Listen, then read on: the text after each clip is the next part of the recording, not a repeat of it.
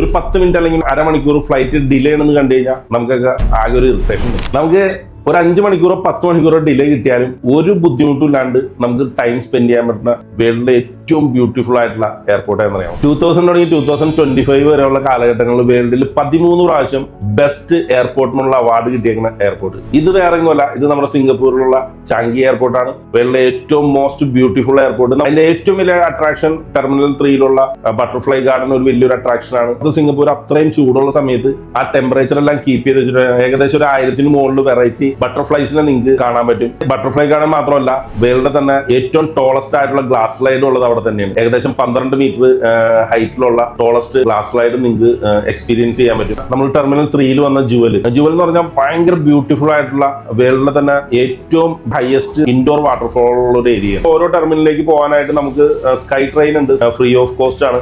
നിങ്ങൾ ആകെ ഒറ്റ കാര്യം ശ്രദ്ധിക്കേണ്ട കാര്യമുള്ളൂ, നിങ്ങൾ സിംഗപ്പൂരിൽ നിന്ന് തിരിച്ച് നാട്ടിലേക്ക് പോകുന്ന സമയത്താണെങ്കിൽ നിങ്ങളുടെ ഇനീഷ്യലി ചെക്ക് ഇൻ ചെയ്യുക, ബോർഡിംഗ് പാസ് എടുക്കാൻ നിങ്ങളുടെ ലഗേജ് കയറ്റിവിടാം. എമിഗ്രേഷനിൽ പോകുന്നതിന് മുമ്പ് നിങ്ങൾ ഇതെല്ലാം കണ്ടിരിക്കണം. ഇനി നിങ്ങൾ സിംഗപ്പൂർ വന്ന് ഇറങ്ങുന്ന സമയമാണെങ്കിൽ നിങ്ങൾ എമിഗ്രേഷൻ കഴിഞ്ഞ് നേരെ പുറത്തോട്ട് വരാ ജുവലും ഇതെല്ലാം നിങ്ങൾക്ക് ട്രെയിൻ വഴി കണക്ട് ചെയ്യാൻ പറ്റും. വേറൊരു എയർപോർട്ടിൽ പോയില്ലെങ്കിൽ പോലും സിംഗപ്പൂർ എയർപോർട്ട് നിങ്ങൾ ലൈഫിൽ ഒരു പ്രാവശ്യമെങ്കിലും മസ്റ്റായിട്ട് വിസിറ്റ് ചെയ്യേണ്ടതാണ്. ടൈം ഉണ്ടെങ്കിൽ ഒരു 12-14 മണിക്കൂറൊക്കെ സ്പെൻഡ് ചെയ്യാൻ പറ്റുന്ന ഒരു എയർപോർട്ടാണ്. അപ്പൊ ഇങ്ങനെയുള്ള കൂടുതൽ ട്രാവൽ റിലേറ്റഡ് കാര്യങ്ങൾ നിങ്ങൾക്ക് അറിയണമെങ്കിൽ ക്ലബ് ട്രാവലറിന്റെ പേജ് ഒന്ന് നിങ്ങൾ ഫോളോ ചെയ്യുക. Happy journey.